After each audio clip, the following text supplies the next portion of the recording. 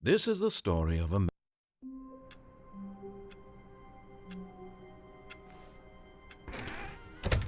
But Stanley simply couldn't handle the pressure. What if he had to make a decision? What if a crucial outcome fell under his responsibility? He had never been trained for that. No. This couldn't go any way except badly. The thing to do now, Stanley thought to himself, is to wait. Nothing will hurt me. Nothing will break me. In here I can be happy forever. I will be happy. Stanley waited. Hours passed, then days. Had years gone by? He no longer had the ability to tell. But the one thing he knew for sure, beyond any doubt, was that if he waited long enough, the answers would come. Eventually, someday, they would arrive. Soon, very soon now, this will end. He will be spoken to. He will be told what to do. Now it's just a little bit closer. Now it's even closer. Here it comes.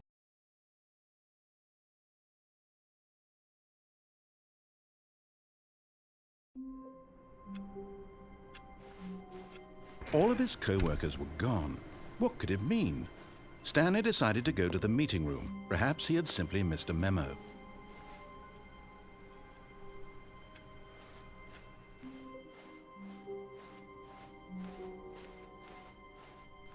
When Stanley came to a set of 2 open doors, this was not the correct way to the meeting room, and Stanley knew it perfectly well. Perhaps he wanted to stop by the employee lounge first, just to admire it. Ah, yes, truly a room worth admiring. But eager to get back to business, Stanley took the first open door on his left. And so he detoured through the maintenance section, walked straight ahead to the opposite door, and got back on track.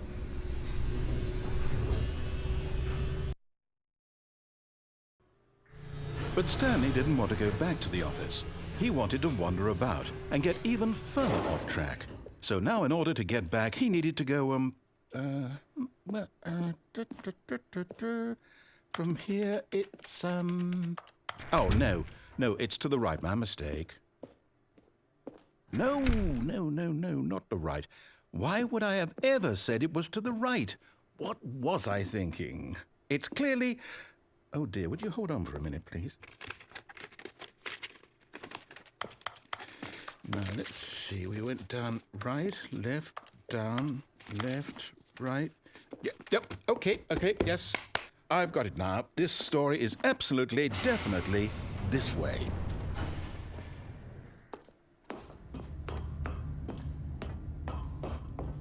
No. This isn't right at all. You're not supposed to be here yet. This is all a spoiler. Quick, Stanley, close your eyes. Okay. We just have to get back to, oh, who am I kidding? It's all rubbish now. The whole story completely unusable. How about, rather than waste my time trying to salvage this nonsense, we'll just restart the game from the beginning. And this time, suppose we don't wander so far off track, Okay, from the top.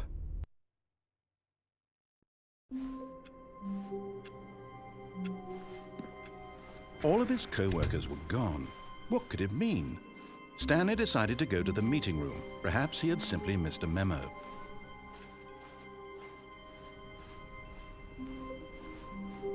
When Stanley... Wait, what? No, I restarted. I swear I definitely restarted the game over, completely fresh. Everything should be... Oh, did something change? Stanley, did you change anything when we were back in that room with all the monitors? Did you move the story somewhere or... Hold on.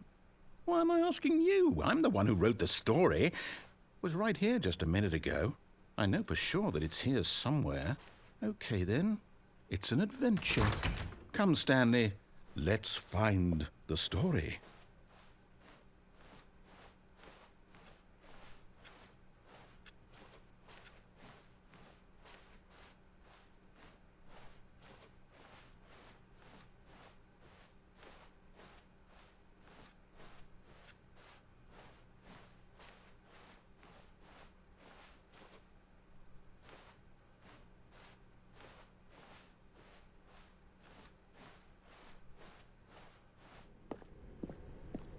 I'll say it. This is the worst adventure I've ever been on. I can promise you there definitely was a story here before. Do we need to restart the game again? Well, I find it unlikely that we'll ever progress by starting over and over again, but it's got to be better than this. Okay, let's give it a shot. Why not?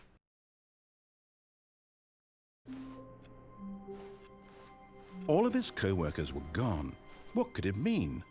Stanley decided to go to the meeting room. Perhaps he had simply missed a memo.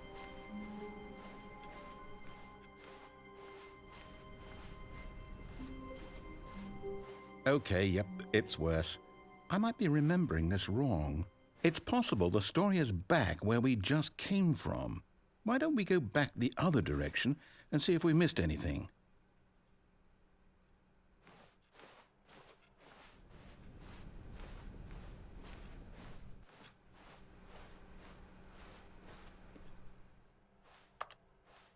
Aha!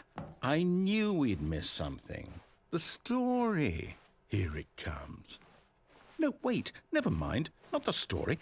Okay, let's head back the other way and retrace our steps.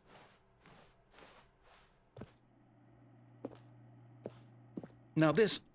Well, I'll be honest, I don't recognize this place at all. Is this the story? I don't think so. I can't quite recall, but I believe my story took place in an office building. Is that correct?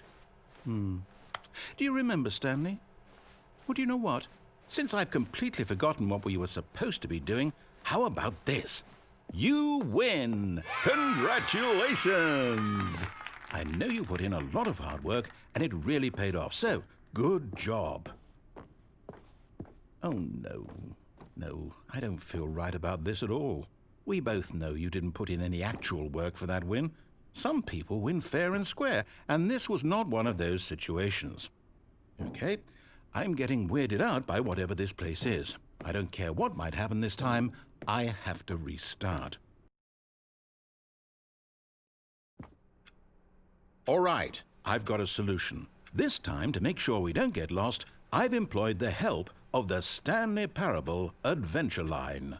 Just follow the line. How simple is that?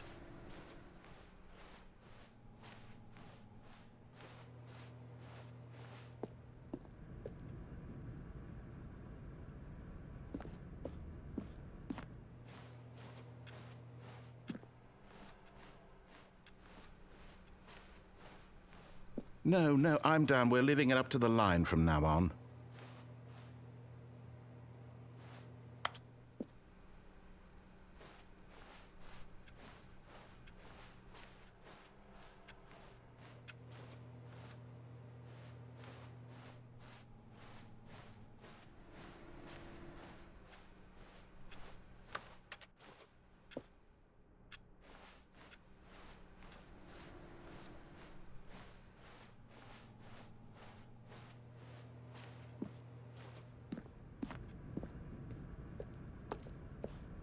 You see?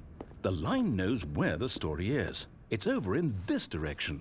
Onward, Stanley, to destiny. Though, here's a thought. Wouldn't wherever we end up be our destination, even if there's no story there? Or to put it another way, is the story of no destination still a story? Simply by the act of moving forward, are we implying a journey such that a destination is inevitably conjured into being via the very manifestation of the nature of life itself? Okay, Stanley, I need to follow this train of thought for a minute. Just stick with me.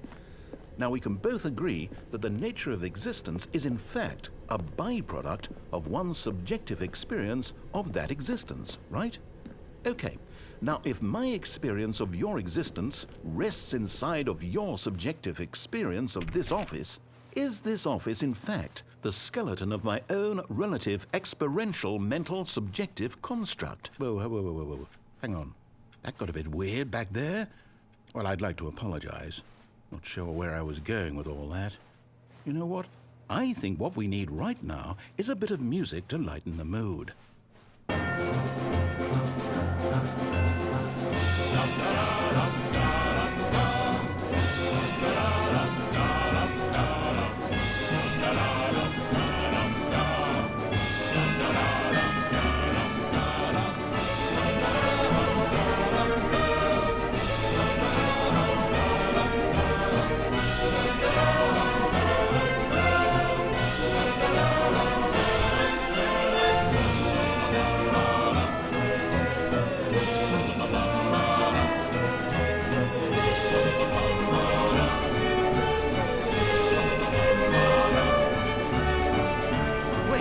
cut the music, go back and look at that fern. Stanley, this fern will be very important later in the story. Make sure you study it closely and remember it carefully. Wait, what? We're back at the office? No. Line, you do know we're looking for the Stanley Parable, right? The story? Is any of this ringing a bell?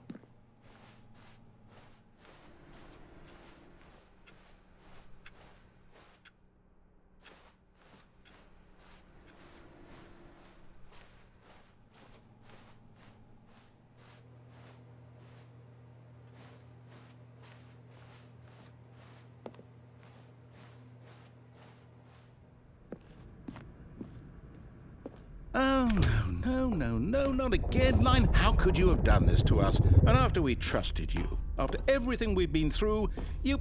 Oh, I can't take this anymore. To hell with it. Restart.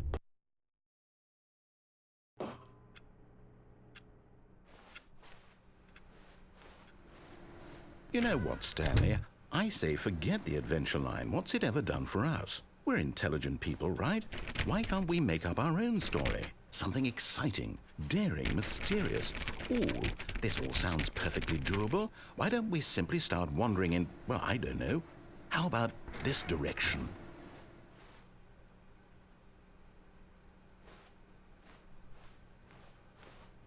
Now, yes, this is exciting. Just me and Stanley forging a new path, a new story. Well, it could be anything. What do you want our story to be? Go wild. Use your imagination. Whatever it might be, Stanley, I'm ready for it. Oh, no, not you again. Stanley, I'd also like to veto the line from having any role in our awesome new story. No lines or monitor rooms. Just don't acknowledge it, and we should be fine.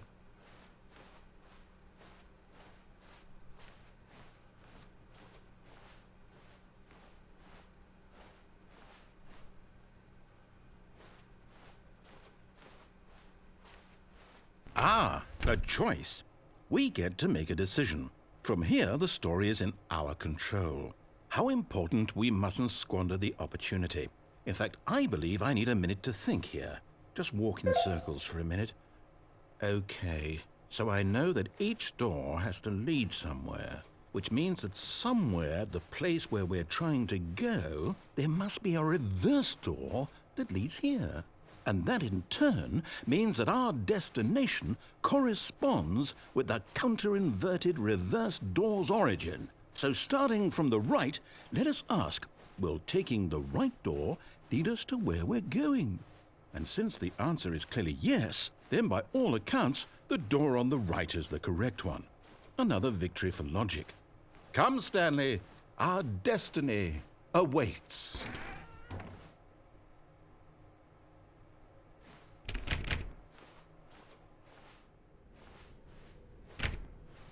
Oh, hold up, what's this?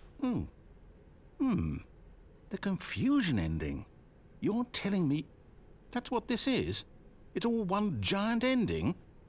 And we're supposed to restart the game, what, eight times? That's really how all this goes? It's all determined? So now, according to the schedule, I restart again. Then what? Am I just supposed to forget? Well, what if I don't want to forget? My mind goes blank simply because it's written here on this thing, wall. Well, who consulted me? Why don't I get to decide? Why don't I get a say in all of this? Is it really? No, it can't be. I don't want it to be. I don't want the game to keep restarting. I don't want to forget what's going on. I don't want to be trapped like this. I won't restart the game. I won't do it. I won't do it. I won't do it. And the timer stopped? Does that mean, did we do it? Did we break the cycle?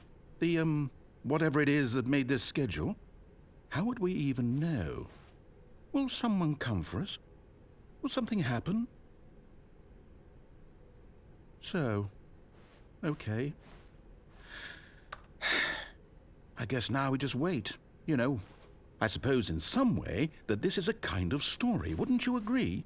I'm not quite sure if we're in the destination or the journey. though they're always saying that life is about the journey and not the destination. So I hope that's where we are right now. We'll find out, won't we? Eventually. Well, in the meantime, if you...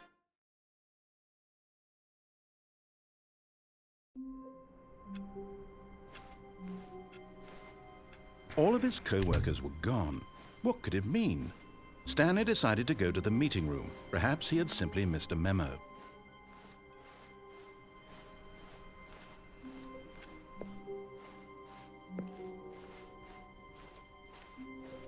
When Stanley came to a set of 2 open doors, he entered the door on his left.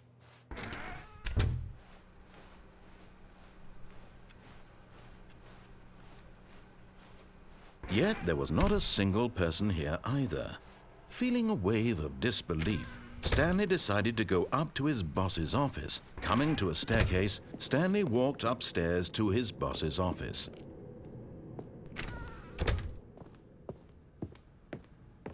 Stepping into his manager's office, Stanley was once again stunned to discover not an indication of any human life. Shocked, unraveled, Stanley wondered in disbelief who orchestrated this. What dark secret was being held from him? What he could not have known was that the keypad behind the boss's desk guarded the terrible truth that his boss had been keeping from him. And so the boss had assigned it an extra secret PIN number. 2845. Stanley was in such a rush to get through the story as quickly as possible, he didn't even have a single minute to just let the narrator talk. That kind of anxiety isn't healthy, so he relaxed for a few moments with some calming New Age music.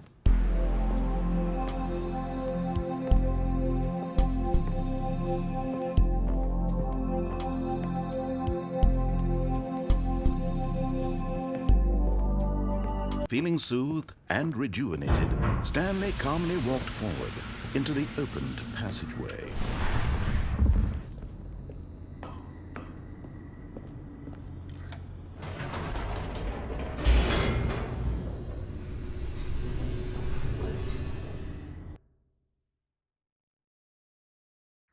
Descending deeper into the building, Stanley realized he felt a bit peculiar. It was a stirring of emotion in his chest, as though he felt more free to think for himself, to question the nature of his job. Why did he feel this now, when for years it had never occurred to him? This question would not go unanswered for long. Stanley walked straight ahead through the large door that read Mind Control Facility.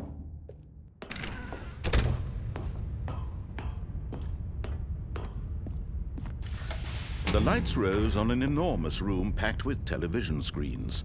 What horrible secret did this place hold? Stanley thought to himself. Did he have the strength to find out? Now the monitors jumped to life, their true nature revealed. Each bore the number of an employee in the building, Stanley's co-workers. The lives of so many individuals reduced to images on a screen, and Stanley, one of them, eternally monitored in this place where freedom meant nothing. This mind control facility, it was too horrible to believe. It couldn't be true. Had Stanley really been under someone's control all this time? Was this the only reason he was happy with his boring job? That his emotions had been manipulated to accept it blindly? No, he refused to believe it. He couldn't accept it. His own life in someone else's control? Never! It was unthinkable, wasn't it? Was it even possible? Had he truly spent his entire life utterly blind to the world? But here was the proof, the heart of the operation. Controls labeled with emotions, happy or sad or content. Walking, eating, working, all of it monitored and commanded from this very place. And as the cold reality of his past began to sink in, Stanley decided...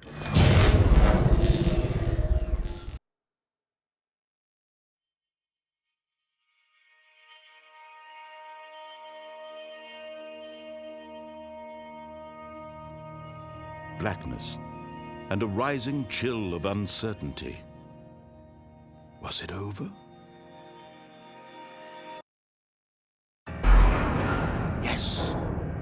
He had won.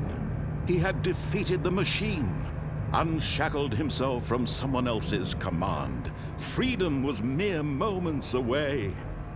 And yet, even as the immense door slowly opened, Stanley reflected on how many puzzles still lay unsolved. Where had his co-workers gone? How had he been freed from the machine's grasp? What other mysteries did this strange building hold? But as sunlight streamed into the chamber, he realized none of this mattered to him, for it was not knowledge or even power that he had been seeking, but happiness. Perhaps his goal had not been to understand, but to let go. No longer would anyone tell him where to go, what to do, or how to feel. Whatever life he lives, it will be his. And that was all he needed to know. It was perhaps the only thing worth knowing.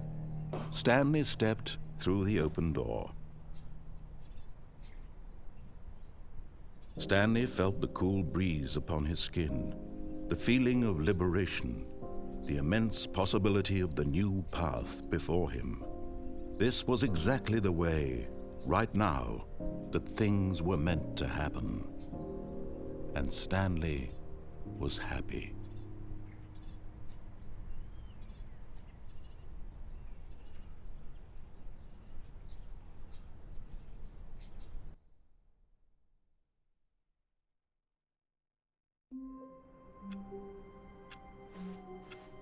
All of his co-workers were gone. What could it mean?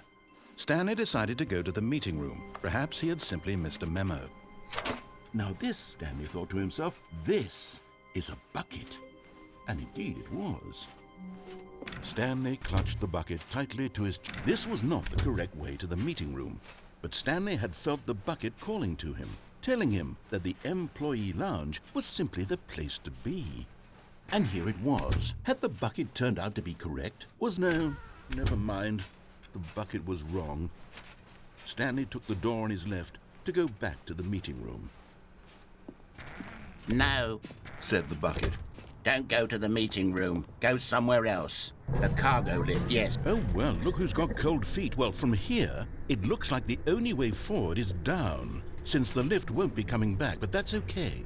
You've got a bucket. Did you know that buckets are routinely used as cushioning devices? It's true.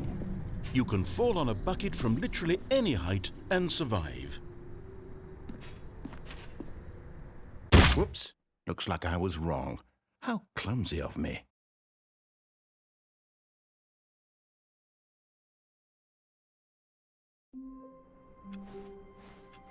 My God, the bumpscosity in here is absolutely overwhelming. 1,000? You people have got to be nuts. How can you stand this much bumpscosity? Finally, yes, the bucket. Yes, yes, yes. I love that bucket. Stanley clutched the bucket tightly to his chest. This was not the correct way to the meeting room, but Stanley had felt the bucket calling to him, telling him that the employee lounge was simply the place to be. And here it was. Had the bucket turned out to be correct? No, never mind. The bucket was wrong. Stanley took the door on his left to go back to the meeting room. No, said the bucket. don't go to the meeting room. Go somewhere else. The cargo lift, yes. Good, Said the bucket. now ride the lift all the way to the top. There's something up there I need you to do. Stanley did not question why or how this bucket was speaking to him. It should have alarmed him, of course, because buckets can't talk. But Stanley chose not to think about this obvious fact. He was firmly convinced that the bucket had spoken to him, and he unthinkingly did whatever the bucket asked.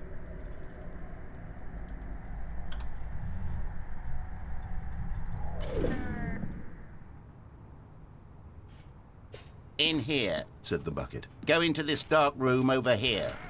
Stanley once again obeyed blindly. Now pick up the phone. Said the bucket.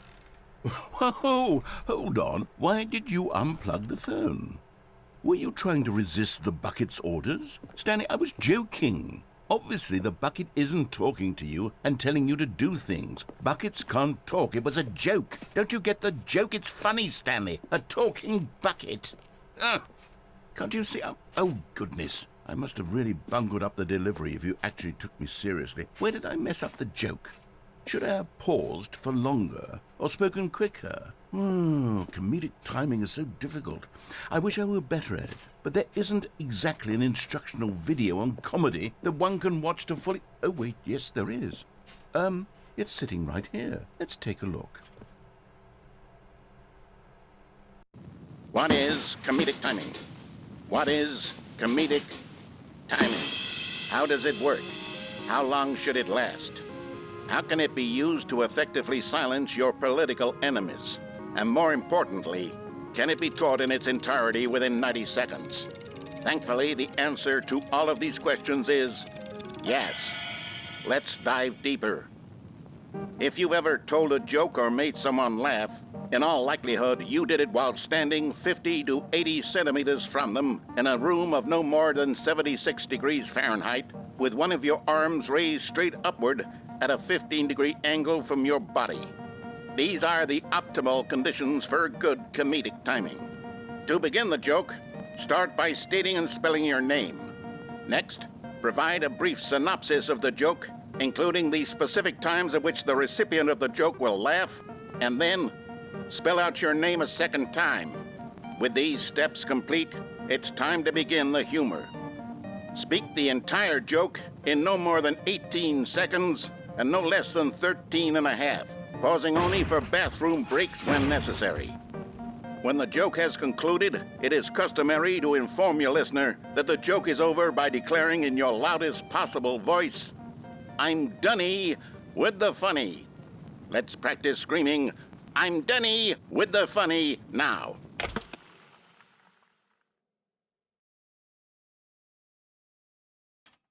Good. This saying is a perfect example of expectations management, which is the cornerstone of good comedy. Finally, it's time to hand out surveys. Collecting hard data from your audience on how rapt they were throughout the joke is the only way to grow or learn as a comedian. An effective survey should be no less than 10 pages long and should include the same question reprinted several times, just to ensure the survey taker is actually paying attention and not simply filling in answers at random. And that's all there is. With these strategies at your disposal, you'll have audiences doubled over in laughter and even tripled over in laughter in no time at all. Just remember to let them stop laughing at some point, you gut-busting little scamp. After all, we're each of us needed on the front lines of the war to fight the 12-legged invader who threaten our very existence and who very likely die in a hailstorm of bullets and mandibles. All of us must be prepared to give our lives to this noble cause, just as our children must do after us, and their children after them. Godspeed, and may Earth reign supreme.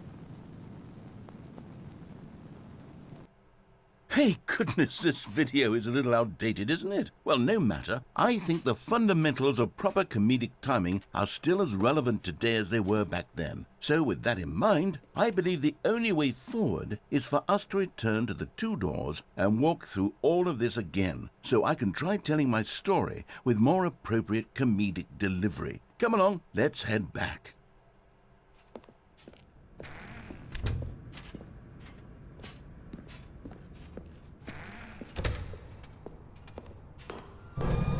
I can feel it. This time, I'm really going to nail the delivery. You'll be in stitches. A talking bucket, you'll say? How ridiculous. How absurd. What a hilarious concept. The king of comedy. That's what you'll call me. Thank goodness we had the instructional video. Otherwise, who knows where we'd be right now. Well, I wouldn't be the king of comedy, that's for sure. The bucket spoke to Stanley. The bucket spoke.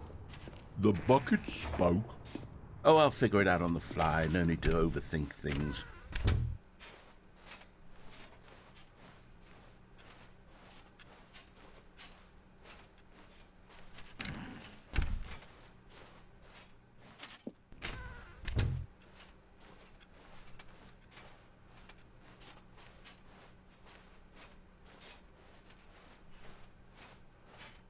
Here we go. You ready? When Stanley and the bucket came to a set of 2 open doors, they entered the door on the left.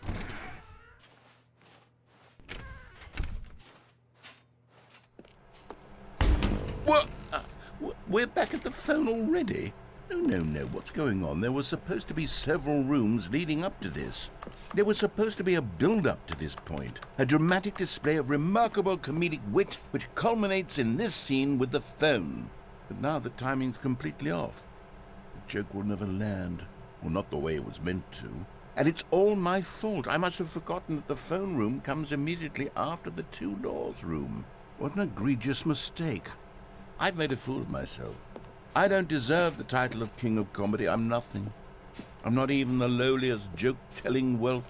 I think I need to go back and rewatch that instructional video again. Yes, surely that will help me improve my... Here we go. You ready? When Stanley and the bucket came to a set of 2 open doors, they entered the door on the left.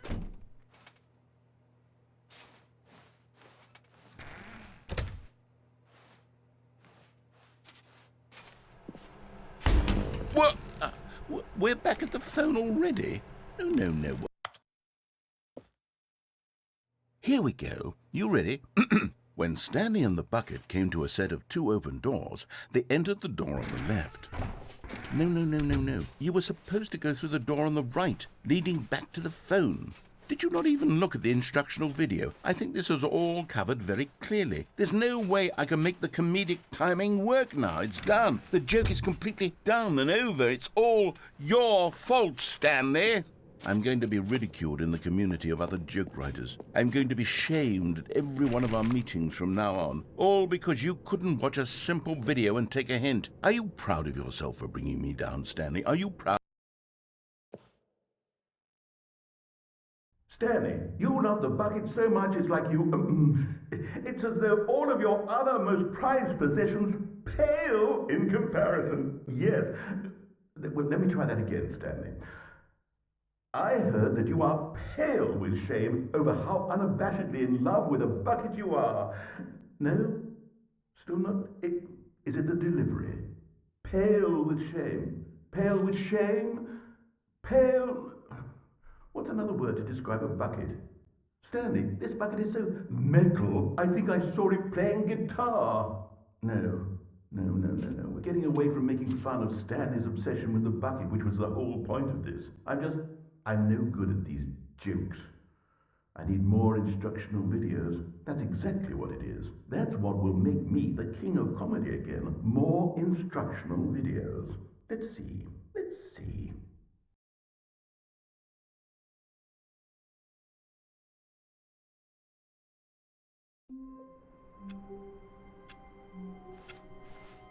All of his co-workers were gone. What could it mean? Stanley decided to go to the meeting room. Perhaps he had simply missed a memo.